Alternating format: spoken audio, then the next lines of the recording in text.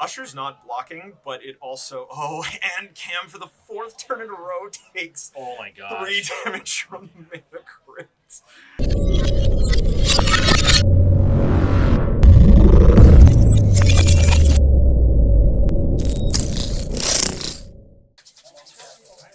I'm trying to make fire. Yes. Hello, everyone. We're back. Yes. Finals. We're here. Before we forget, ETB Canlander. We wrote it down. ETB Canlander. Yes, very. Thanks, very Frank. well 5% off your order of singles at endofthebattlefield.ca. Yeah. Thank you for our hosts here, the awesome store in Newmarket. Nathan. Yes. You've done great today. Oh, first thank you. time, and you look like a seasoned pro. Last time I was on the other side of the camera, and you killed it there too. Yep, made questionable decisions, but that's fine. I've never been punished in a game of Magic. Never punished. That's the critical thing. We are going to bring you over to our feature table in just a second. Before we do, we want to share some deck lists. If I was ready with this, I would have had this, all ready, but I didn't. So now, fill the time, Nathan, while I prep this. Yeah, we've seen a super diverse top 8 today. Very surprisingly, not a lot of the traditional blue-based mid-range decks. Yep. We had some combo decks, but nothing along the lines of like the Jeskai decks or the Grixis decks or the blue or the Prowess decks.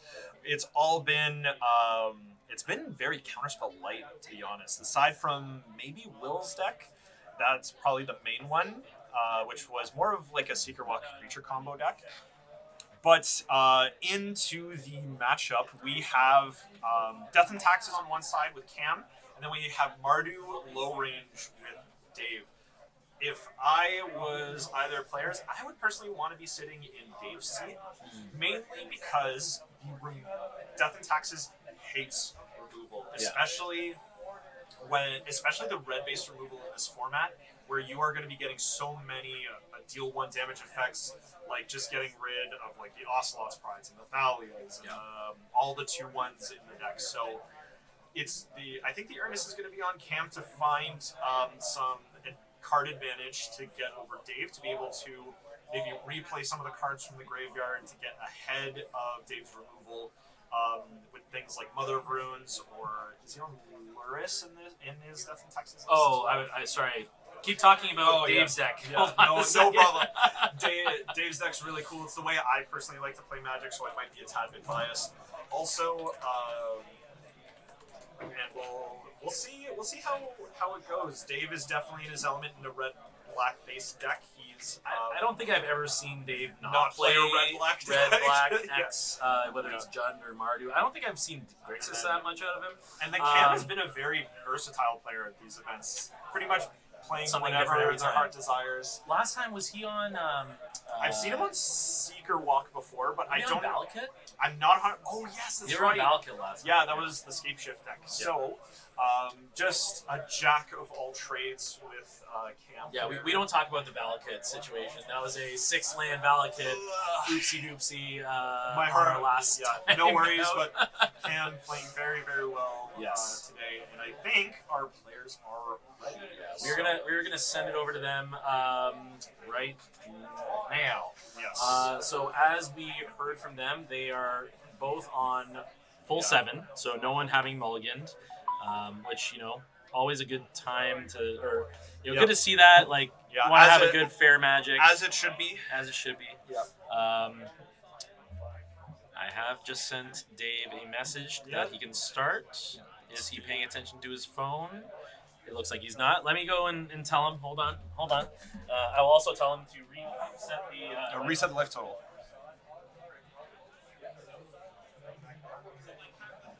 Yeah, so I don't know who's on the play here, but I would imagine this format has always been very play draw dependent, given the efficiency of the cards that have been pushed. Let's see. So we have any Ladu for someone that might be newer. Can you list the points per deck? Okay, so So Nadu, there was a Nadu, but it was not a dedicated Nadu deck. Will was playing a Nadu more as a value engine for his deck. And Cam, his worst nightmare, his mother has betrayed him and now appears on the other side of the table as Dave starts off with Mother of Runes, which is very good. Yeah, let's just riffle off these points really quick. So D&T is running Mana Crypt, which is 5, Mox Pearl, which is 3, and Ancient Tomb, which is 1. So only a total of 9 points, our only player on 9 points. Dave is on Mox Jet, which is 3, Mox Pearl, which is 3, Mox Ruby, which is 3, and 4th Earlingus. Fourth Earlingus. And speaking of points, we have a Mana Crypt start from Cam with, I think it's Boromir? Yeah, looks like Boromir. So we are going to be... what does Boromir do again? So a 3/3. Yeah, that's pretty good. Yeah. So Boromir is a 3/3 with Vigilance, legendary human soldier, and whenever an opponent casts a spell, if no mana was spent to cast it, counter that spell, which is really relevant, especially given the prevalence of the elementals in the format. And a lot of times people don't realize that this effect is on the card. They see that second line of text, which is you can sacrifice Boromir and creatures you control gain indestructible until end of turn, and the ring tempts you. Yeah, which he doesn't have a lot of ring tempting stuff in his deck, but you can maybe get this back with like the pre-war formal wear and stuff, and get a couple levels up, or the Samwise that he has also does ring related shenanigans. Yeah, it's a very incremental ability, but playing Thalia here for Dave often Urza's Saga too, which is really, really good. And having that untapped Mother Runes gives Dave a huge advantage in this matchup. I'm not sure Dave is going to be too worried about taking a hit or two just to keep the mom up, but he might be interested in just trying to keep damage off of him, just trying to hope that this Mana Crypt from Cam does as much damage as possible. Yeah. I mean, Cam doesn't have a ton of removal, right? Like he's mostly just playing creatures and smashing. And you have some of the awkward removal like Get Lost, which does give your opponent a little bit of some stuff. Yeah. So I wouldn't necessarily like fault Dave if he wanted to block Thalia and get it pro white just to save damage, but I don't think he needs to. He can probably take a few hits at the very least here. With stuff like that, a lot of times you just have to make them have it. Yeah. Just force them to use the removal as they draw it, and then try and slog your way out with stuff. And the thing about Mana Crypt starts is if you can't get super ahead, your Mana Crypt eventually ends up being a liability. Yep. So Cam has to try and close this game out as fast as possible. I double block. Yep, Mom Thalia right in front of the Boromir. But then I guess you're then protecting the mom and letting Thalia die. And the problem with double blocking is one of your creatures are for sure dying. Cam seeing the line of equipping the Skull Clamp and immediately sacrificing the Boromir. I mean, that would be pretty flavorful for what happened in the book and movie. Yeah. I mean, every game that you start with your 5-pointed card is pretty nuts, and this is a great start. This card is. But the thing with playing this beforehand, obviously he can pump probably the Luminarch, I would assume, because I don't think Boromir needs to get any bigger right now. But now you can't attack and make Dave. Yeah. Oh, he's putting it on the Boromir. Okay. He might just be forcing Dave to use the ability. Oh, is he maybe making him question? Do you have the whatchamacallit? Oh, he's not even running Solitude. Oh. Dave not opting to block and instead trying to keep the Thalia alive. That's so interesting to me. Dave probably very worried. Well, Dave is probably worried about the Solitude because Boromir. There's no Solitude. Oh, there's no Solitude in his deck. There's no Solitude. So what are you worried about? Yeah. I don't know. I think we should be seeing the Urza Saga on 2. Yeah, there we go. And then Karakas. Oh, that's pretty good. Wild. That's pretty good. You like that? You the swords. Wow. We do need to make sure Dave pays an extra one for that swords. Oh, yeah, hold on. Yeah. Hold on. No, he did it. He did it. You did? Yep. Okay. Yeah. But attacking in for 3 now, that was a huge turn for Dave. And now Cam just on the back foot here. And now starting to take damage from the Mana Crypt, and this is the detriment. Did he take only 2 there? I saw -2. So has he gained? No, he Swords to Plowshares, so he gained a life. So he's right. So he's only taken 5 damage so far. 3 from the Mana Crypt, 2 from the Thalia. And then he just gained 1 from the Swords to Plowshares on the Luminarch Aspirant. Oh, I see. Yeah. Gotcha. Okay. Here's a question. Yes. Are you a odds or an evens Mana Crypt guy? Oh, odds. Person, Mana Crypt Odds person. always does damage. Odds does damage? Yeah, that's fair. Okay, so we have a Siege Veteran. This one is a Luminarch Aspirant who has Number been 2. lifting. So this is a 3 mana 2/2 human soldier. At the beginning of combat on your turn, you get to put a +1/+1 counter on a creature you control, and whenever another non-token soldier you control dies, you get a 1/1. Yeah. Obviously, a bunch of soldiers in this deck. I think Like generally, Boromir. Yeah, like Boromir. Generally, I'm still going to prefer the Luminarch Aspirant just for being that 1 mana cheaper. I'd be surprised. I guess he doesn't want to equip. Yeah, no, you want to equip. Yeah, you definitely want to try and equip here. So now it's a 3/2 going to a 4/3. It was a 3/1 going to a 4/2. Oh yeah, you're actually. I keep thinking it's a 2/3 Yep, for some reason. Yeah. So it's Still not not the gonna best not into gonna Thalia. block, but I mean that might have been a reason to not equip that turn, but it's a little less mana efficient. So, and obviously, All right. Cam, I So think we're gonna get a draw. playing properly around the Krakus, not playing the Boromir out, playing something Yeah, else that won't get you- bounced. Yeah, you would definitely. Now, do you block as Cam here to try and draw more cards off of? No, Skull? I don't think you do. I mean, I think that the Siege Veteran is going to be so much valuable over the next couple of turns, Yeah. pumping up stuff that I don't think you want to just draw 2 cards, especially because Well, if you replay out the Boromir, it is a soldier, and you could just sacrifice Sack it it immediately. to the Karakas to get a soldier to put the Skull Clamp on to start drawing some more cards. Yeah, that, I mean, but that might be a little yeah, bit too fancy. but No. I think it's Yeah. not unreasonable to say but then you want the Siege Veteran out at that point. You don't want to lose it. Yeah. But you getting can a at token- least force Dave to try and use the Karakas to get through. Yep. But Dave, Urza Saga, very good card, opting to make the construct. Do we see? Yeah, it really depends on what Dave has in hand as to Yeah. why he wanted the construct. Do we It's just a have 1/1, but on maybe Dave's a 2/2. deck? Do we have anything for artifacts that's like? So he has Lava Spur boots, which give things ward, which I don't think he's looking for too much here. So Get it's Skull Clan. yeah, he could get Skull Clamp. But Mox. yeah, I was gonna say the other option is probably the Mox. He's a little bit too choked on mana to go for the Shadow Spear right now, I think, especially after making the construct. Yep. So Yeah, I mean, obviously Urza Saga, a very powerful card. I think it's always tough when you have these turns where it's like, well, I can double spell, but then I'm not getting that construct, and then that makes the next one that much weaker. yeah. So Dave also just trying to get out from under his own Thalia. Yeah. 'Cause if he doesn't have another land in hand, he might just be Kinda looking stuck. for a way to. Oh, you just played a Bloodstained Mire. That's what we're fetching for. Oh, right now. okay, yeah. So he did have the other land, which is good. So his 1 mana removals are still on. Yeah, and I think I saw a Dark Confidant. I'm not sure if that's what he's going to play, but he's already at 13 life. Boom. Is that right?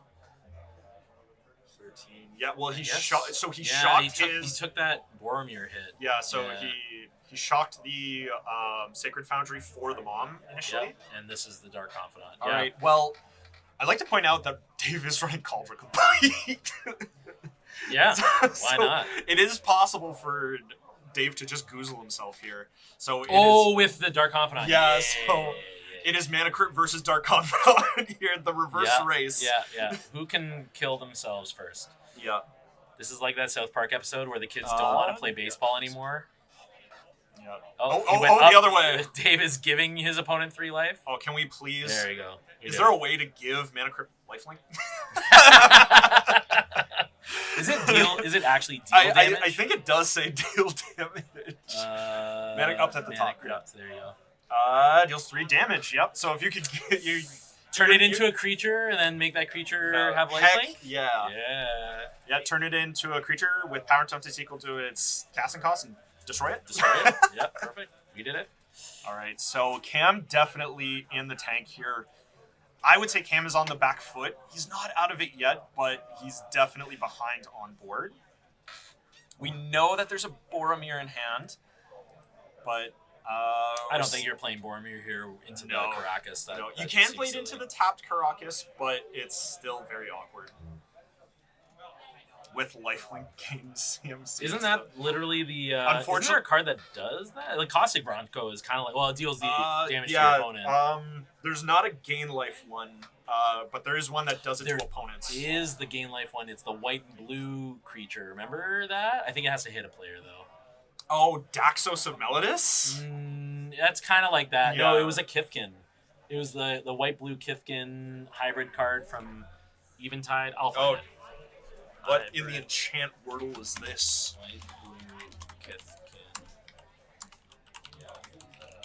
Alright, so we do see a silent clearing coming out from this guy, Augury Adept. Oh, deals combat damage. Reveal attack card of your library.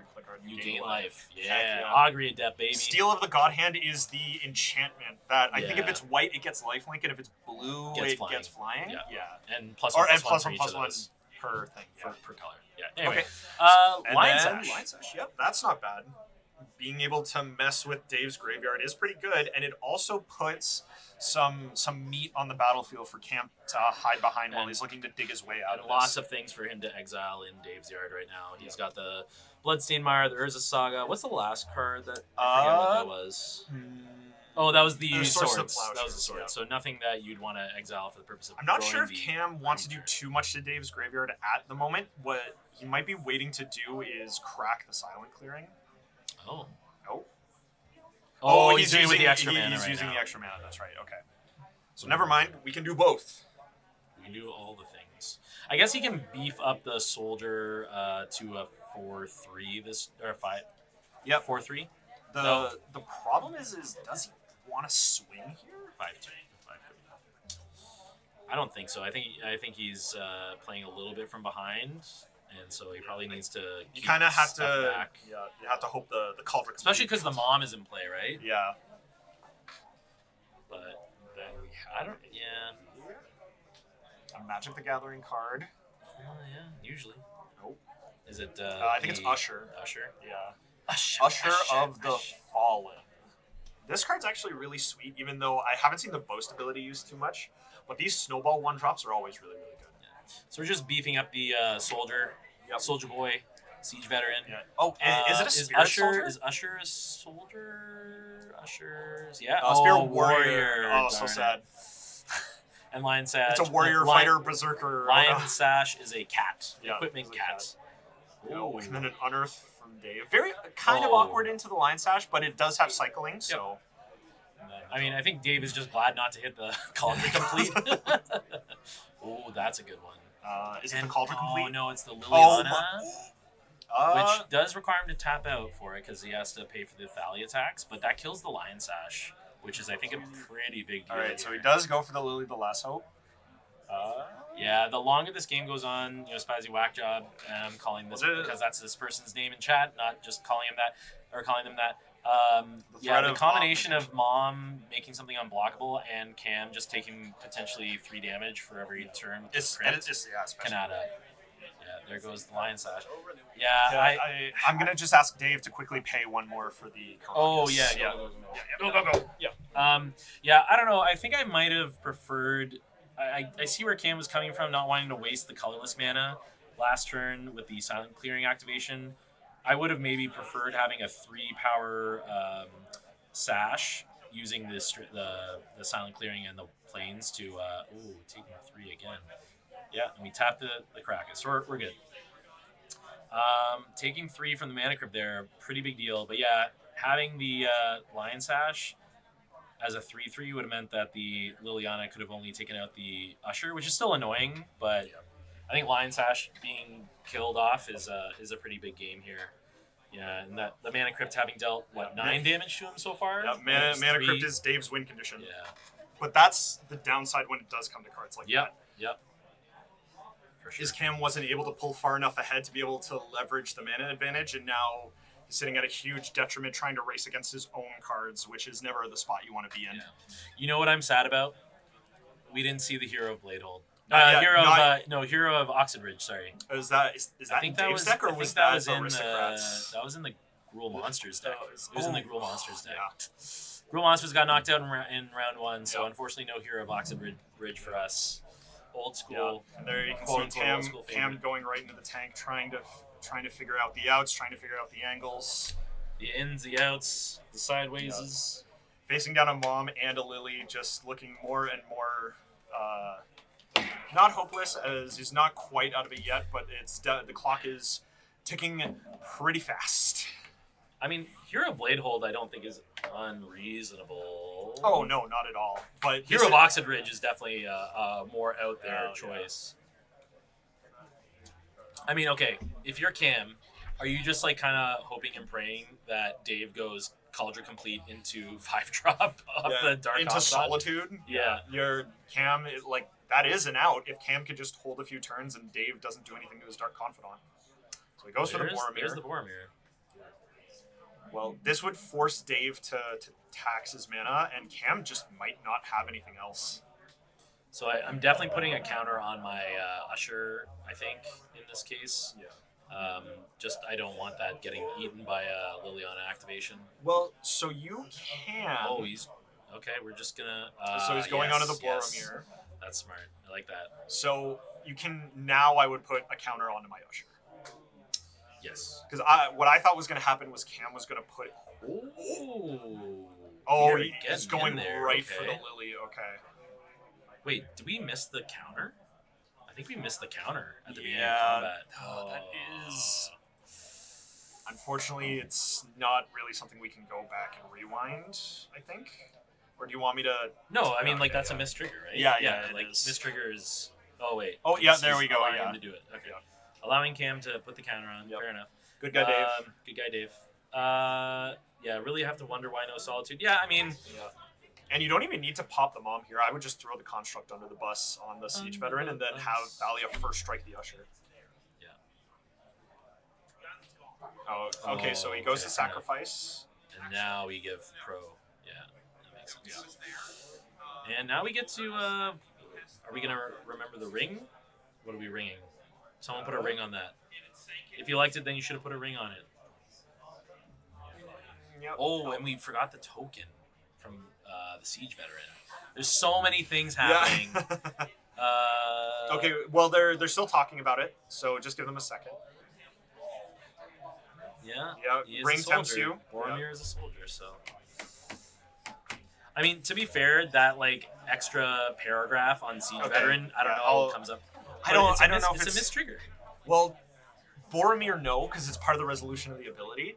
But the token, token. Okay, you got to tell him about the ring. Well, granted, it might not matter. Yeah, it might not matter after this turn, but just to make sure. Well, it's gonna definitely matter on Cam's turn if he gets to it. Yeah. So.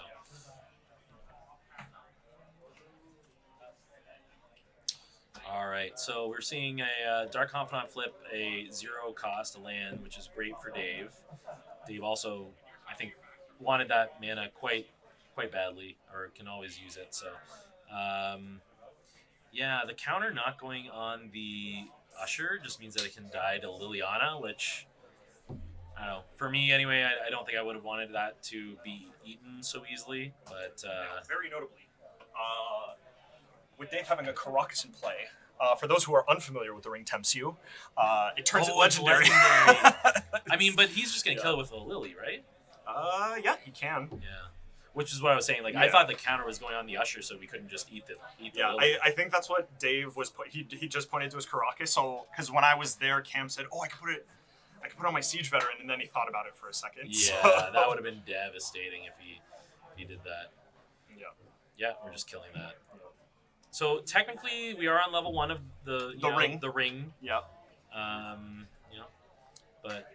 I guess probably won't be relevant unless we reanimate Boromir, which there are ways for Cam to do, and I think he has the other. And this is stuff.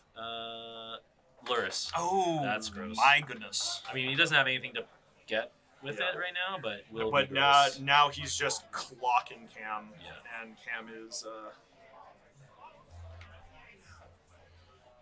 Yeah, Usher's not blocking, but it also... Oh, and Cam for the 4th turn in a row takes Oh my gosh. 3 damage from the Mana Crypt. And Dave just in such a commanding position. Not sure how many outs Cam has here. Definitely not giving up till the very end.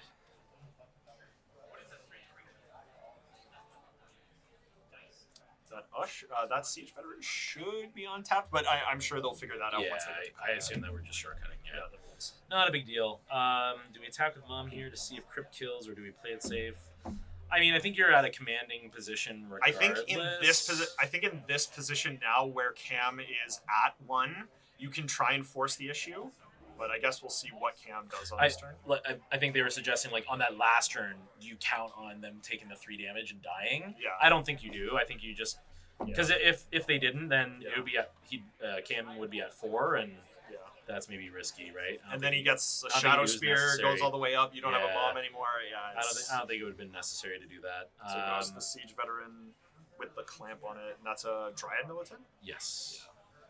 Dryad Militant, not the best in this kind of matchup. And this is just going to, I assume, get chumped and, block and pump, or block and protect. Yeah, and is that 5 counters or 4 counters it's on it? It's 4. Oh, It's like just so many. It doesn't matter how many counters it is. It's more. Dave gains it's a lot. 3 life here, so the Culver Complete is no longer a lethal line.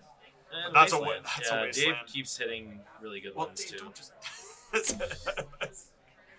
And then Cole against he's command. like, I don't even want to attack you. I'm going to, got all these. No, you got to disrespect him, destroy the Mana Crypt, and pay him for 2.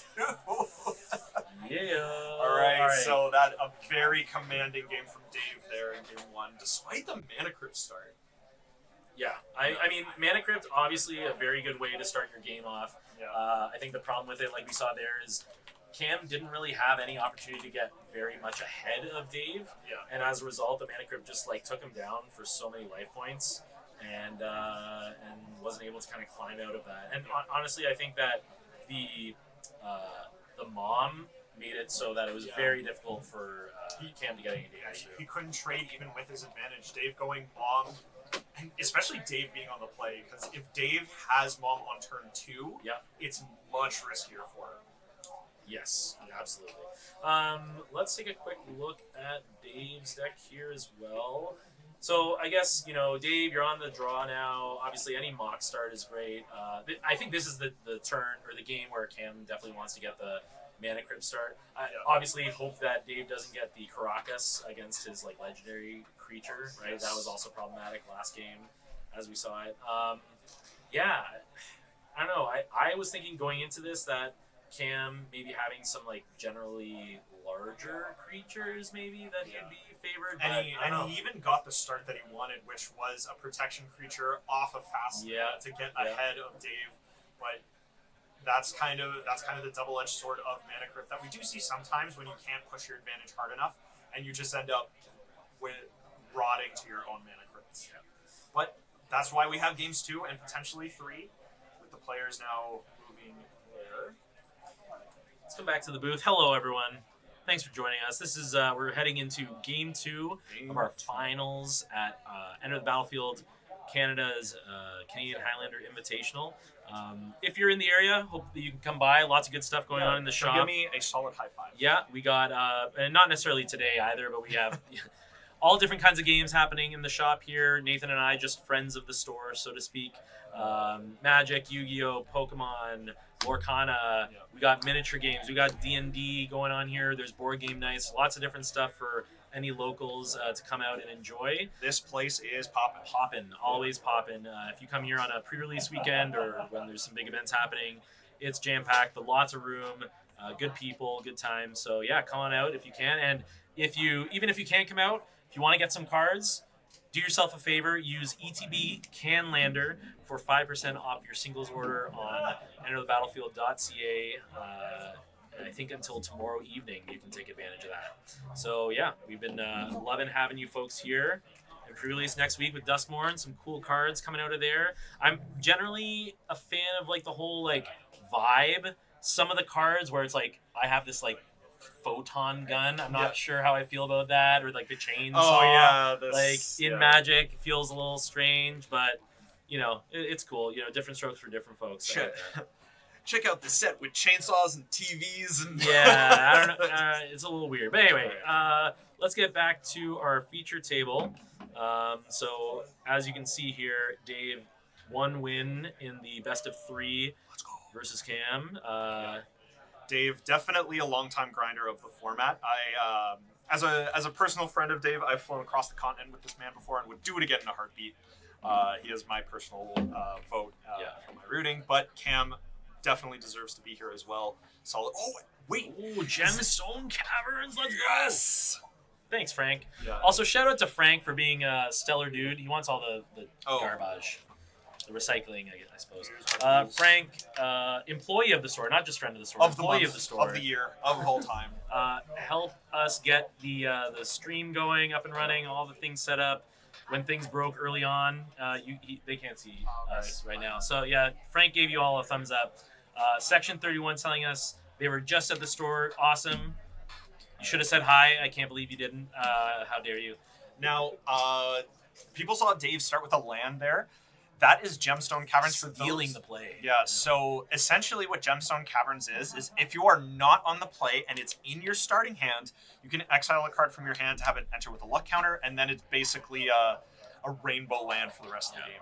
And effectively what that means is you've basically stolen the play, right? Like obviously you don't get that first turn as far as like playing a 1-drop, but Dave immediately going to potentially playing a 2-drop. Though it looks like, did he pass after getting his second mana out? It looks like he did. I assume that he's just waiting to get to his third mana. Oh, no, he's playing something instead. Okay, that's a pretty good draw. Oh, Jesus. I mean, against Cam, it's pretty fair. Right? I mean, yeah, Dave was definitely hoping Cam would just jam like an X1, but Cam with the Soul Read plays a creature with at least 2 toughness. Yeah, obviously Orcish Bowmaster's best against like the blue decks drawing a bunch of cards, so Cam isn't typically drawing a bunch of cards except with Skull Clan. Oh wait, is that a Coal against Command? Oh yeah, it's a Coal against Command. So he's just gonna... I would almost have waited. No, I guess you want to just get 2 damage in. No, because you 2 damage and destroy the Shadow. Oh, I understand. Oh, he makes wait until he card. equips. Yeah. Oh, I see. Like make him waste the turn. Yeah, waste the turn. But then you wouldn't have gotten 2 damage in. Oh, wait. Oh, hold on. Okay. So Dave is basically asked to rewind because no new information. So initially he said discard a card, but then he said hold on before any information changed and said wait, I want to destroy the Shadow Spear. That's probably a better idea. I mean, Cam kind of far away from using the Shadow Spear and equipping it, but probably better to deal with the card on board than the card in hand. Yeah, this makes if Dave does manage to carve out a pretty good advantage, this makes it much harder for Cam to get back into the game if he can manage to get back into this. Notably, good guy Dave regaining that karma. He was good guy in the first game. Now he gets that back. Now he's forcing Cam to pay it back. I was a good guy to you in game 1. Adeline, this card is insane. Like the amount of output that you can get out of Adeline is wild. So is it an X4 power equal to the number? Power equal to the number of creatures. Yeah. So it's a 1/4 right now, which is like it's not crazy, but you get a handful of creatures out, and the fact that you can have creatures on board and play it and attack with those other creatures, and you still get that 1/1 that turn. Just super crazy value. I Dave really just like reading the novel that Wizards printed on this card. Yeah. And I don't like that novel. Don't like that novel. Oh, and we're just sacking the token. Yeah, okay, that makes sense. Yeah. Gotta love Dave putting the tokens in the graveyard. Classic which Dave they move. technically do. Yeah. And he animates the Adeline. Oh my god. What is happening? Oh my goodness. Yeah. That's disgusting. Well done, Dave. Don't forget to take that 1 damage. Yep. You do have to take 1 damage, Dave. Take the 1 damage. Dave. Damn it, Dave. Okay. Oh, and he gets the soldier token from Yeah. Oh yeah, that's the wildest part. Yeah. Someone play that little "We'll be right back." Dave, take the damage, Dave. Yeah, you can obviously tell we're nearing the end of actually not a hugely long day, surprisingly. Last time we did this, we were here quite a while. A lot of more control-y mirrors going on here. The decks are a little bit more assertive. Things going by a little faster. But yeah, Adeline is a great card to reanimate. Not only because obviously they're attacking with the Bowmasters gets you the token right away, but because even though Adeline gets the -1/-0 from animate dead, it kind of grows out of that -1/-0 by just getting more creatures on the board. So yeah, really not bad at all, and really slick set of plays. It's also just discussing that if Dave just had a really big threat in his hand, he could have just discarded it to the Bone Shards and then just reanimated He's like, nah, I want to take yours. Yeah. But this has always kind of been the weakness of Death and Taxes is when you don't have those proper threats that you need to push your advantage and you can't protect them. And especially in matchups like mid-range where you don't have, like your disruptive threats just aren't as impactful. Like your Thalia is not going to be as impactful. Your Containment Priest isn't going to do much against their lightning bolts. And you don't have those, don't have as many silver bullets to use to get out of these situations. And you kind of just have to muscle through it a lot, like we saw Dave do to Will in that other game. Yeah. So I assume that we're hitting the Animate Dead. Yeah, so it's going to be the Animate Dead, which falls off and sacrifices the Adelaide, I believe. So that goes to Cam's graveyard. That's, I mean, Cam needed that, right? Like, oh, please exile the Animate Dead. Nathan's getting tired from running back and forth so much. That is actually relevant as well because Dave is running stuff like Luris, which can get the enemy dead back. Yes, it should be exiled. We will tell. Dave. Oh, it's Luris in hand. Okay. Okay. All right. We gotta go. Yeah. All right. Yeah. Dave, exile it, Dave. Another way that Cam could have taken that out if he drew a land and Witch Enchanter, that would have been also a good way to get rid of the Animate Dead. I mean, right now, Dave isn't representing like a massive clock, so, there's opportunity here for Cam to get back, I think. Adeline was going to be a huge problem if Cam didn't get rid of the Animate Dead, so good stuff on his part. Nathan, having run a marathon to around the corner here and back. That's fine. These players have been playing all day. I've made just as many mistakes, if not more, or worse in their spots. Yeah, this Usher of the Fallen showing up again for like the third time today. Into this board of it's 1/1s. not looking great in any situation we've seen it, unfortunately. Well, this is that half of the Death and Taxes deck where it's the low cost 2/1s, and then are we not playing Isamaru? Isamaru? No, not anymore. Really? I guess Caracas is annoying. Yeah, but the legendary thing is just, it's a little too brutal sometimes. Like, these 1-drops are really annoying. Like, Orcish Bowmasters is pretty common. Fourth Earlingus, holy moly. Oh, man. A point for a reason. This card is a fireball. This card is a draw engine. This card is board presence. I mean, here, even just this, like, 3 mana, make a Grey Ogre with haste. But then getting the Monarch is huge, and Cam has nothing to do against this. If I'm not mistaken, the way that it's worded, it doesn't have to be the 2/2 you make. Any of your creatures, if they hit, if you get hit, the Monarch, you get the right? Monarch. Yeah. So what Dave's really hoping for is that Cam doesn't have one of his 2-mana flash threats to be able to block his all of the things. Well, the Orcish Bowmasters would be the biggest thing that Dave doesn't want to lose here. Sure. But no matter what, you're still... if he doesn't attack with both, there's a risk of not getting the Monarch. Yeah, I was going to say, you want to attack with at least one of those 1/1s, but Dave very correctly realizing that he might be running into a flash threat. So, Dave putting the Monarch token in hand. Yeah, Grimace saying D&T really doesn't have much game into Mardu. Yeah. Any version of Mardu. Yeah, it's probably not inaccurate. All of the 2-for-1s, cards like Fury and Orcish Bowmasters, Death and Taxes has a really hard time. While it is still a really good deck, especially into the combo unfair metagame like we've had. Yeah. The Mardu deck being able to just tear apart its board presence, and Death and Taxes really doesn't have a good way to claw back from being behind.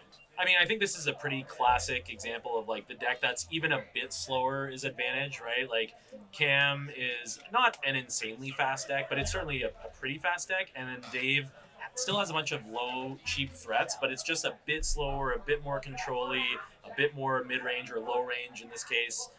And yeah, putting something like the Monarch in play is just going to be very difficult for Cam to beat, I think.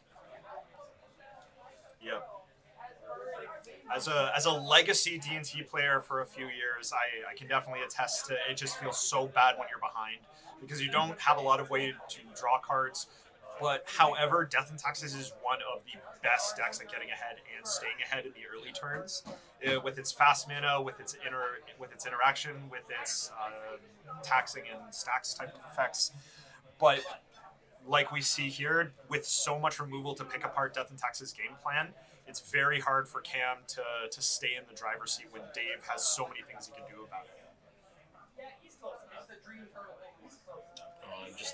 Cam just not having anything is really rough. Yep. What? Like, does he have... Boros is better for this matchup. Well, with cards like Orcish Bowmasters... Boros D&T. I understand. Sorry, I misread. Yeah, I think the mono white version is the traditionally most common version of this deck. Sometimes you see a splash of black, or if you black. do go Boros, it's usually very hard into the Boros. So you're running things like Magus of the Moon, Bone Crusher Giant, Lelia. So it's much more of a mid-range deck, which is usually better in these matchups because the threats pound for pound are much better. So they can get their value before the removal spells come. You don't have a bunch of X1s that get knocked off by Bowmasters and friends. I mean, honestly, if Dave probably doesn't even have to do anything at this point. Just draw cards for like a handful of turns, and it's gonna be very hard for him to lose. I think. So we might be crowning Dave our champion if everything goes remotely. Game's not over yet, but it is definitely. Game. Well, another threat off the table for Cam. Cam did not have anything on 2 mana on Dave's end step last turn, so I imagine that we're not going to see anything this turn. Yeah. But, he might want to still play cautious, right? No need to get I would definitely, overextend. I was going to say at least the 1/1, yeah. Worst case scenario, you can keep the Bowmaster back to block, but might as well get some damage in. Oh, something is coming out. Yeah, what do we got? Okay. That is Samwise the Stout Hobbit. All right, and so he gets the giver. Is it back to the battlefield? No, back to the... Oh, it is the battlefield. Wait. No, return it to your hand. It has to have gone to the graveyard from the battlefield that turn, but return it to your hand. Okay, yeah, sorry. And this was the game... Oh, no, this was not the game where the ring tempted him. Yeah. That was last game. Did he put it back on the battlefield? Yep, you did. Yeah. Go.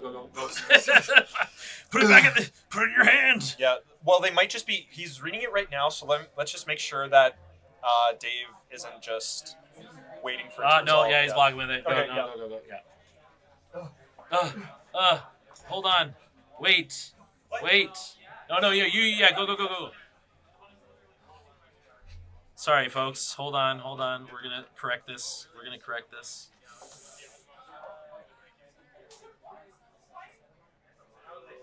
Rewind. There we go. Nathan is, getting his steps in today. I don't know if you can hear him panting. I said you're getting your steps in today. Yep. Next time I'm bringing a megaphone that I can just call. No, just at least a button or something, like just a beep. Like that basically means like stop. Just a red button. They have to figure out what they did wrong. Yeah. Nathan's fine. He's fine. Don't worry about him. So yeah, I guess it makes sense. Cam just opting to block then with the 2/1 on the 2/2. Walkie-talkies, yeah. Honestly, we probably should get walkie-talkies. That's a great idea. Yeah, commandingly. Oh, and we even forget to draw off the Monarch. Oh my god, that is a mistrigger. I'm not going to. Wow. All right. Well. Yeah. Interesting. Dave is just living off an embarrassment of riches here anyway, but still. Yeah. Again. Okay. We got a Siege Veteran and a Giver. All right. I mean, the way that Cam can win this game is if Dave forgets to draw off the Monarch. And, I mean, there's always a possibility for misplays, right? Yep. Dave, especially in this situation where he has to, draw answers, he's probably going to go for one of his... Can he get any Surveil land here? I think it's Shadowy Backstreet is one. Yes, he does. Shadowy Backstreet. He doesn't have the red-white one, right? Yeah.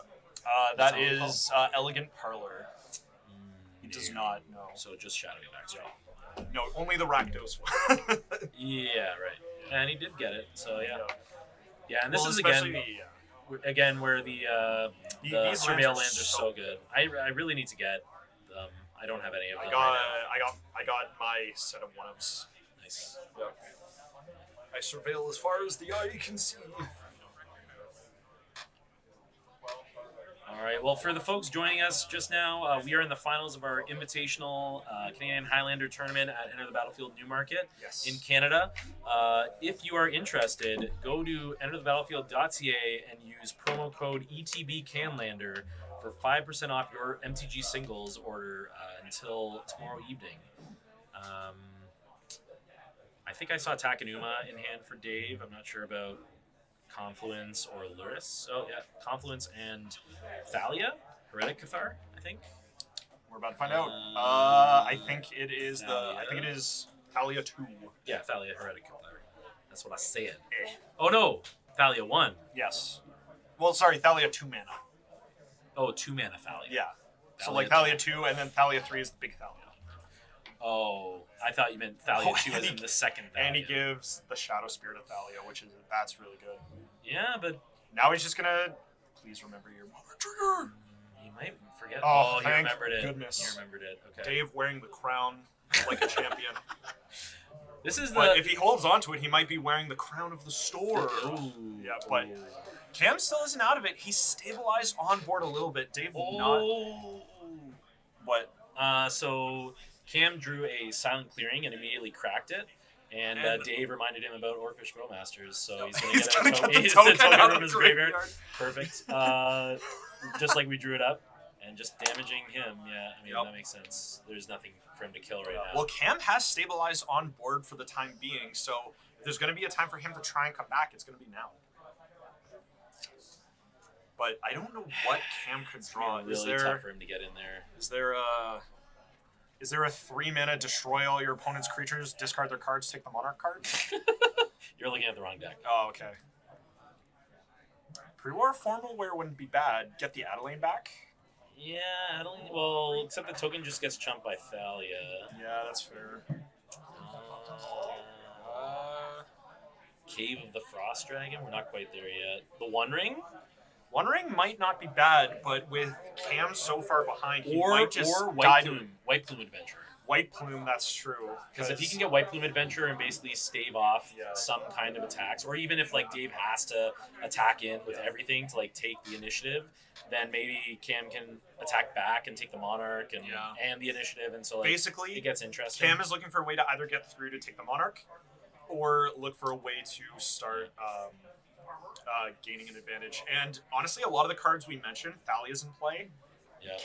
Unfortunately, Thalia's in play, and actually, and he's just going for it. The One Ring and getting the Monarch. So I wonder both do bad things against Orcish Bowmasters. So he's just jamming.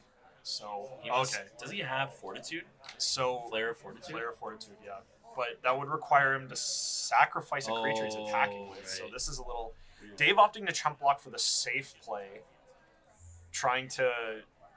Dave playing as safe as possible, trying to just squeeze out as much advantage as possible off of the... did Dave tap his Mana Confluence and not take a life for it? Run back! Tell him to take the play. Serious. I'm not joking. Okay. I'm not joking. We didn't miss that, right? I actually looked down, and then when you... I don't know. I didn't see it. Okay. Well, I'll trust Dave did it this once. We're keeping an eye on you, Dave. I mean, Dave plays a lot of Urborg, so he might just be shortcutting to thinking that he has Urborg. Swamps on the brain. Swamps on the brain. Oh. That's a Johnny. Oh, boy. This card is also kind of just gross. Oh, man. And all the flicker effects that are just in the format right now are just so good with this card. Yep. Between Ephemerate and Thalia and Karakas and all the stuff. Absolutely. Oh, yeah. If Cam tries to take the Monarchy just for... Yeah. The Orcish Bowmasters is doing work. So Same with the One Ring. One Ring is not great. Cam is just being attacked at so many different angles that it's very hard for him to try and carve out an advantage here without just getting punished for it. So, But Dave, just trying to push the advantage as hard as possible, does recognize he needs to try and finish the game, so he attacked with Thalia that turn. Now, he is attacking Dave with what I assume to be a pro-white siege veteran here. Yeah, so it puts forces the Orcish Bowmasters. But again, like, you could just let him take the Monarch, and then, Yeah, and then he just starts pinging him every turn. Yeah. Well, not every turn, just for like one turn. Hello. I thought it was a Shadow Spear. Yeah. Why? Oh, 2 mana to... Oh, gosh darn it. Dave! You want me to go tell him? Yeah. Nathan's been running around a lot. My turn. Okay. Yeah. Again, like, despite these players have been playing a lot today, especially Dave has been slogging through these games.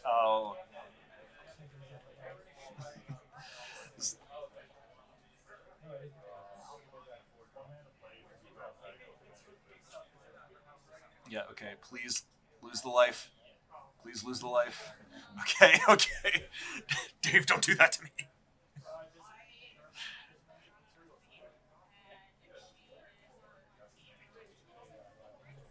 All right, so game state restored. We are now moving forward.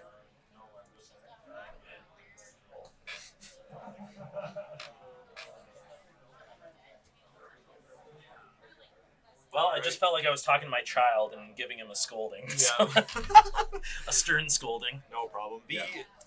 And these players grind our events GRVs, so both commentators have to run over.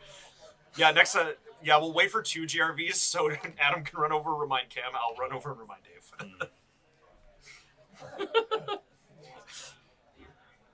Yeah, I guess in a very competitive tournament, we might be calling these things a little bit more seriously, but... Okay, under Urza Saga with a Leon and Arbiter in play. Draws a card, gets pinged with the Orcish Bowmaster. Not ideal. How do we draw a card? Sorry? He took the Monarch back, yeah. Dave just let him take it. Which is fine from Dave's perspective. It means he can clock Cam a little bit harder. Yep. This Johnny is going to be a huge problem. Yeah. Doesn't have any red permanents yet to threaten the deal damage clause, but I assume here we're just getting in with stuff, like at least with a 2-1, right? Yeah, just rev the engine, attack with like Thalia, Cat token, maybe even a Johnny. Yeah. It's a 2-3.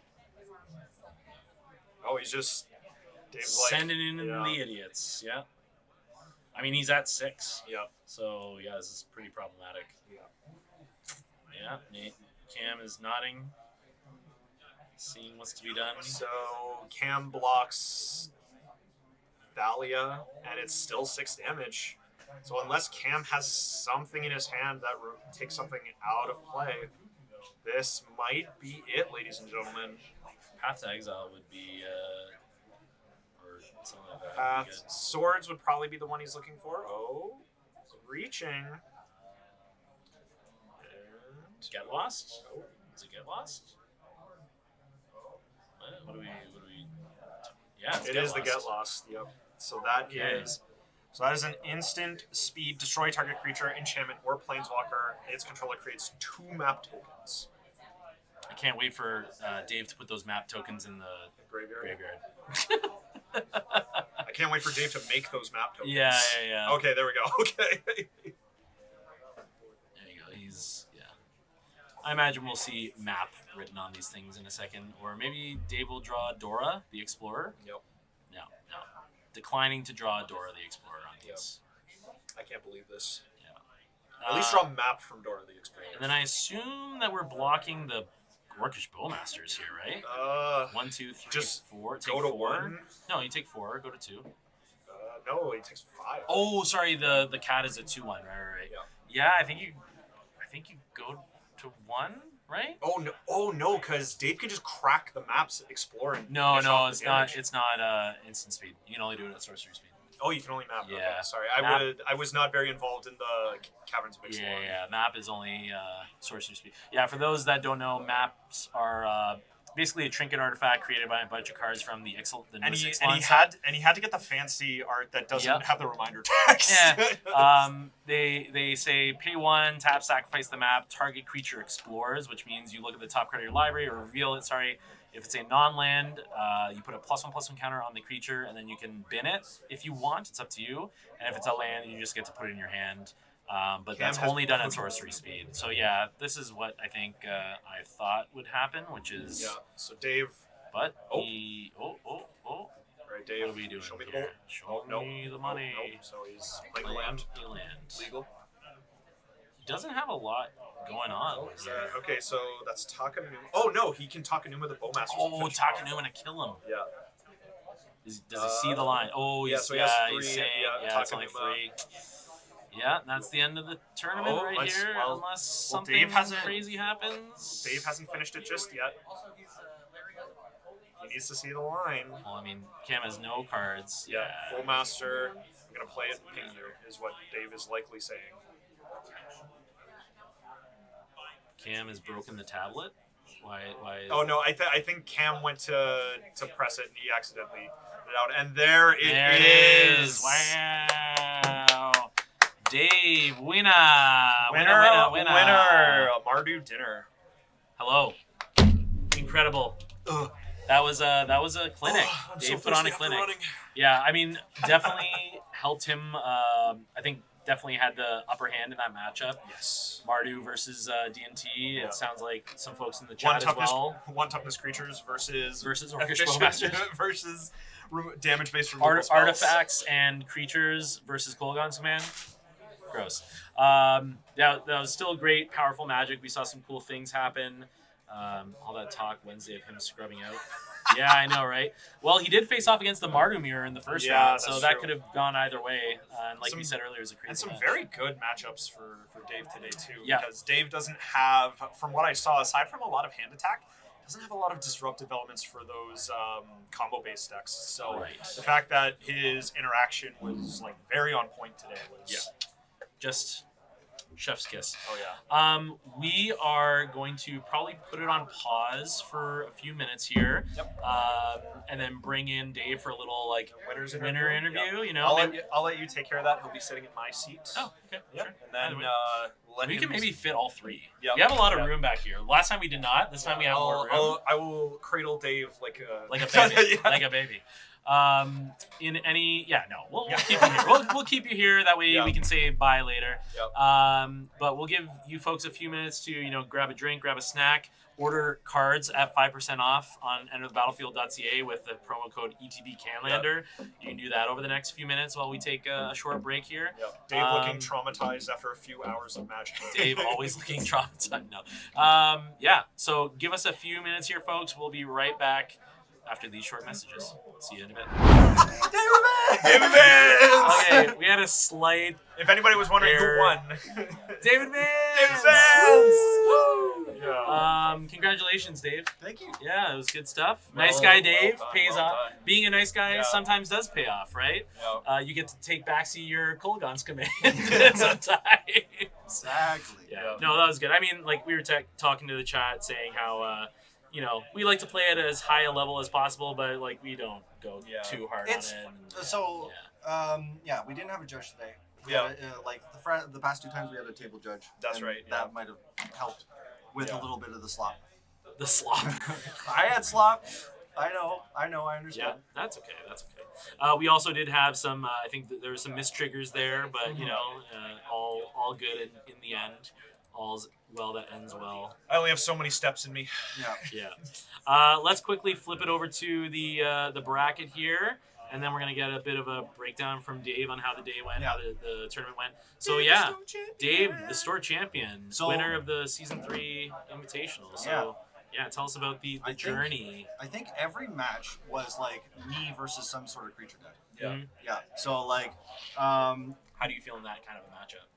Pretty good. Yeah, it was Seemed pretty good. So like, Yeah. when I was building a deck, I wanted to play Mardu. Yeah. That's what I wanted to do, because like, it just seems like those colors are getting pushed real hard right now. Oh my, yeah. Johnny? Yeah. So like, and I was looking at the deck, and I was looking at other decks that people were posting, and they Yeah. were playing like Shoal Druids, and they were playing pyro goyfs and Yeah, barrel goyfs, like and the 4 drops, and the the initiative 4 drops stuff, and the big stuff, and like the initiative stuff, and it was like all of these like 1, 2, 3 mana cost creatures are insane. Yeah.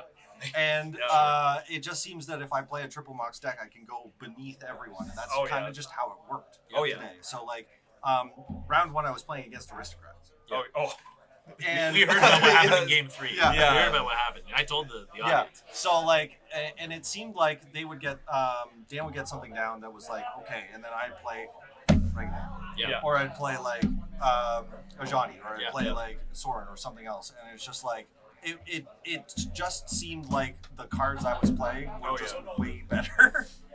I think this is like something about the format generally is that like even though you can have synergy decks that are very powerful, because you can play so many of these just pound for pound really good cards. I think in that situation where like Mardu Aristocrats versus Mardu Lowrange, it's similar, but you probably just have higher card quality generally. And you're not relying on anything else to like make the cards good. And so those corner case scenarios where like the game 3 especially, where I was basically dead on board. But and it kind of worked out like that. The one card I needed to draw to win was a mirror of the card that he had in his graveyard. So he made his Ajani and. But like our second game was super close. Just like once again, like I was playing like Savine's Reclamations, and I was like getting stuff away from out of the graveyard and that kind of thing. So a bunch of just like very. For the first 2 games, the one against Will on stream, like that was like a very tight match. It was really sweaty. Like was it game 2 where they were just like top decking each other for like for a while, for turns and turns, just like, but in the end, like you just got ahead on that card advantage and you just went for it. And the colors of Mardu, you just have so many ways to pick all of these like synergistic decks apart and all of the combos and stuff like that. You get the best removal, you get the best discard, you get like all of this stuff. Like honestly, like I feel like cards like even like cards like Croxa are kind of too slow. I was actually thinking about cutting that. Would that have been a lower performer for you out of the deck? It seemed that way because like whenever I played it, it just does its thing and goes to the graveyard. What was your best performing card? MVP? Lelia. I think Lelia came out a couple games and just absolutely took over. That card was probably the best because like it's just a house and it comes down real quick. Were there any cards you were looking for your list where like it kind of fit what you were trying to do, but you just kind of decided on something else? Like I notice one of the cards that we see a lot of from Modern Horizons 3 is Barrel Goyf, the 3 mana black Tarmogoyf. I decided not to play Pyrogoyf. Okay. So if I played Pyrogoyf, I would have played Barrel Goyf. Okay. Because then I'd have more synergy with Pyrogoyf. With the Pyrogoyf. But I just played one. I just played Nethergoyf, and that seemed to be like fine. Right. But I'm sure like if you play Jund. If you play like Jund nowadays, where it's like you can play Nethergoyf, you can Tarmogoyf, you can play like that, and then like probably another one. There's probably like 3 more Goyfs in some form or fashion, and then like you slay a Pyrogoyf and it deals 7 damage. Seems good, right?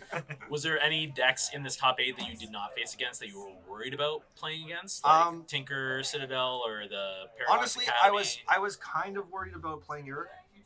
The cheating woodland deck, like a graveyard-based combo because I actually didn't have that much graveyard removal. It was more just about onboard stuff because like I was worried about onboard stuff. Like I was worried about Celestia mid-range and like Band mid-range and that kind of stuff. Like you don't have to worry about Celestia mid-range. I wasn't in this stuff. I wasn't in this topic. Maybe next time. Yeah, next time. When that white-green land is available. That's going to make it come roaring back, cool. Any cards you think should be pointed or reduced in points? I honestly just... it is what it is. I don't... Have an opinion, man! I honestly don't think Fourth Eralingus should be pointed. You don't think it should be pointed? It's not that great. It's like okay. Like it's a good finisher and it's like a really good fireball, but like looked pretty good in the games that we saw it come out. I played like it wasn't the clincher in my first game. I played Fourth Aerolingus against Dan, Aristocrats, and then he played it against me. Yeah. And I still won that match. That was the Johnny Shenanigans that was the game. The Johnny Shenanigans match. So like, it doesn't seem as strong as other cards that aren't pointed. Yeah. I don't know. I like Urza's Saga a lot. Yeah. It's a very good card. Yeah. And it definitely won me game 2 against Will. Oh yeah, when he just like represented the mana leak and you were just able to get like right. Oh, game 3. Yeah, game. Oh 3. yeah. Yeah, because that was the 2 tokens in Thalia, I think at the yeah. point. So like turn 1 I duressed, and then turn 2 I just held up. Yeah, I just played Saga. Played Saga, Thalia, or something like that, and then held up and was able to like dodge every single thing. He had Spellseeker, Time Walk, Mana he had the whole combo. The whole combo in his hand, and I was like on pins and needles trying to like slowly work my way to a win. Yep. It worked. Very, very good. Yeah. Now, out of the cards you saw today, were there any underperformers you think you would switch for something else? Other than Croxa. Yeah. Because you mentioned that one. Yeah. Honestly, that's the answer. Like that is the answer. I liked a lot Flame of these. War didn't seem to do. I like Flame War. I got it against Dan. And Okay. it was actually very good because like it drew more attention. Like it was just a 2-drop. And Yeah. it drew a lot of attention and got some of his spells away. Yeah. And like it didn't actually like get through, but Menace Death Touch with like a Shadow Spear or like anything. Sure. So like Is sacrifice. Yeah, I guess I know we've seen you play more of like a artifacty version of this kind of a deck, and this seems to fit way better in that. Like you have some artifacts here, but you don't have a ton. I honestly just think it's good It's by just itself good enough because on the backside, I guess. the living metal thing as well. It's not a creature on your opponent's turn. Yeah. So it dodges. It dodges a lot of things, and like and especially off a mock start, looking at that's terrifying. Menace Death Touch, and then you can get card advantage. How was City of Solitude and Mardu Shadow? For those of you that don't know, we had some deck list registration issues. Everybody who knows what I was trying to do. Obviously Solitude and Shadow Spear. People we just run fast. We make some mistakes. I was loading up the deck list at 10 o'clock last night. Yeah. That's okay. But yeah, I mean, like I didn't get to see Flage. No Flage. I didn't get to see like a lot. I didn't see a single Ocelot Pride. You had it that one game, I think, right? No, that was. I think that was Cam that had it out. Yeah, Robert of the Rich did pretty well for me. Yeah. Drew a bit of heat. Yeah. Honestly, your list just seemed super tight. Everything seemed to do what it needed to do. Did you know that Will had the Teferi 5 in his hand for like 4 turns, 5 turns, not able to draw his 5th land, and then the time he had it, you had like just drawn the Sheoldred's Edict. It was like poetry in motion. Yeah, and he had 2 counter spells in his hand too. Yeah. Oh my god! If you let him untap, it would have been bad news. But what a final game to end off with the Gemstone Caverns in play. Yeah. Such a nice... So that's the sneaky include of this list. The sneaky include was Gemstone Caverns. Where is it? Gemstone Caverns, and then Gemstone Caverns, Dark Ritual. Oh yeah. We can also put the deck up on screen. Opposition Agent. Oh yeah. So there was the offhand chance that maybe I turn 0 Oppo Agent. Yeah. Get their thing. The dream. That's the dream. Yeah. White Plume also great stuff. Luck is a skill, Spazzy. Luck is a skill. Yeah. Very skill. All right. Well, what are we hoping for next season of Canadian Highlander Next Invitational? season?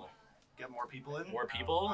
More people in. That's one of the main reasons. I know I know the subject of proxies varies from group to group. Always check with your play group first, because in the official rules of Canadian Highlander, they are not allowed by default.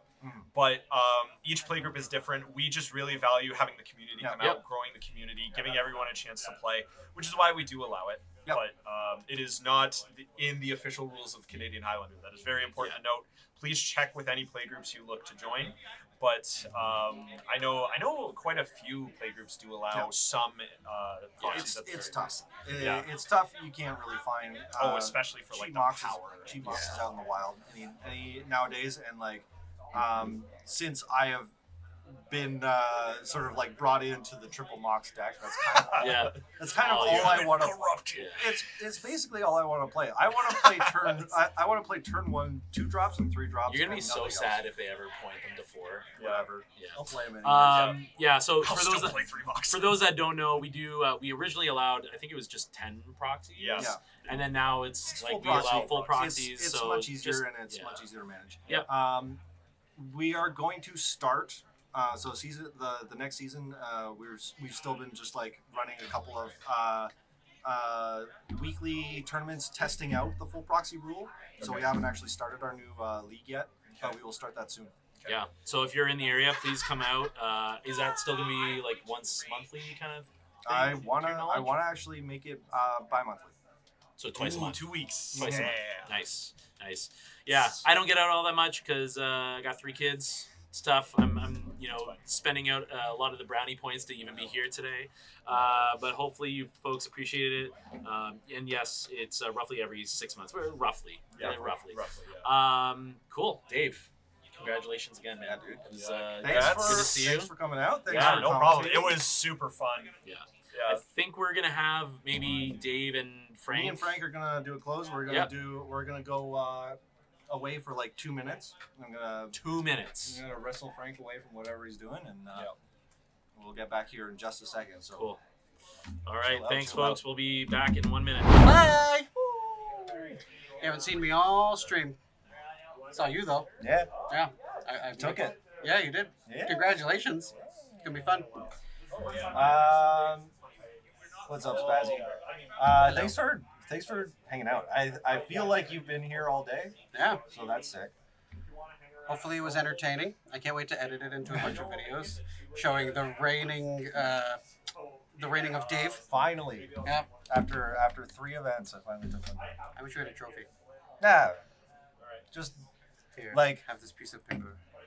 it was actually like really fulfilling. Yeah. Because like there was a lot of really close like matches and really tight decisions, and I feel like I actually performed very well. So, Oh, so awesome. that's cool. It also helped that all my cards were amazing.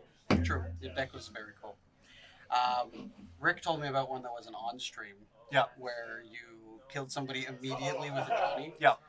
And Yeah. it was, what, you played a Johnny? So they had a Najani in their graveyard. I had a reanimate in hand. Yep. And I swung out in a desperation swing with Lelia. Okay. Exiled the top of my deck. It was an Ajani. Oh. So I played the Ajani, got a cat, reanimated their Ajani, got another cat, legend rule, sacrifice their Ajani, flip Ajani, and then use its 0 to like dome them for 7. Oh, that's phenomenal. Yeah. And it wasn't on stream, which is very unfortunate.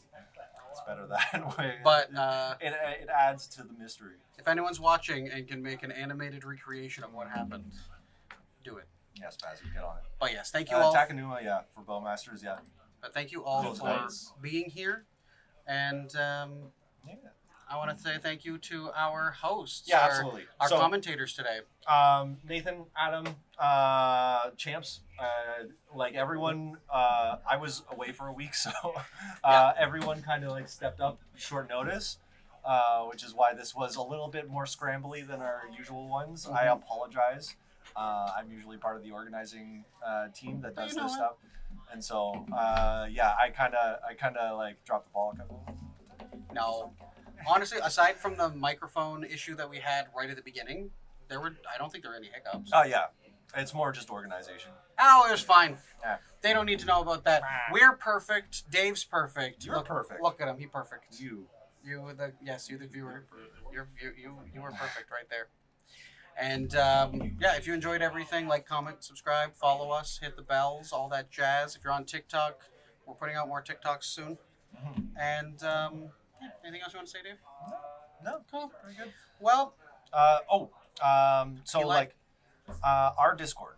yes. Join our Discord if you like Canlander stuff. You want to talk Canlander in our Discord. We have a Discord channel for it. A lot of people here in the store are always jamming decks and talking stuff like that. So recommend it. I know Spazzy's already there talking to people. And if you come into the store, you can try and take on the Birds, which still have not lost a match. And you can come and play me. I always have a deck on me, or you can play Mo Call J. Mo Call J. Mo Call J is honestly turn 1 Healer's Hawk, Healer's Flock. Can't lose.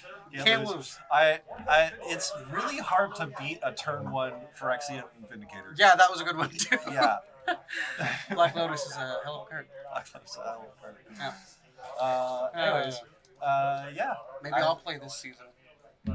Who knows? We can rock Elementals. Oh, that was a good one. That video you should watch on our YouTube channel because Dave built me the best deck. It was an Elementals, but it was in order to make Force of Savagery work, which is a 3 mana 8/0 with trample. Look at that ratio. That ratio of power. So much power. It was basically the biggest ball lightning deck we've ever seen. You know what sucks? It was so good. Like that kind of just feels like a little bit not that strong anymore. Oh, it's still fire. There's like 4 mana 6/4s, and there's like that's true. 3 mana 5/5s. It's like I guess yeah. It's so sad. Oh man, the Bud Farmer or whatever. Yeah. Bristle Bud Farmer. Yeah. The 4 mana 5/5 trample. Make 2 foods. When it attacks, sack a food to mill 3 cards and put a permanent into your hand from the mill stuff. Oh, you're building Hurricanes, Bazzy? Good job. I don't know what Hurricane is. I'm gonna build purely anti-bird just for you, Frank. You know what? Go ahead. Yeah. Kill all my flyers. Mono green Hurricane. Yeah. You know, one. What's that spider? Actually, Channel Hurricane might not be bad. Yeah. You could actually mess someone up with that. What's that? There's a 5-drop 2/7 spider where you can pay double X and green to deal X damage to each flyer. Or maybe it's X and double green. But, Silk Flash Spider. That's what I'm thinking of. Hurricane, Fire Spout, all the hits, yeah. Well, anyway, thank you all for being here and watching. Hopefully you liked it so we can keep doing things like this. And, tune in. We do streams just about every week. Every week, Wednesdays and Thursdays. If you want to chill and listen to some lo-fi and paint with Dave, Thursday. If you want to see a variety of different card games and stuff, Wednesdays. And sometimes we do things on Saturday. Yes, like today. All right, and with that, bye!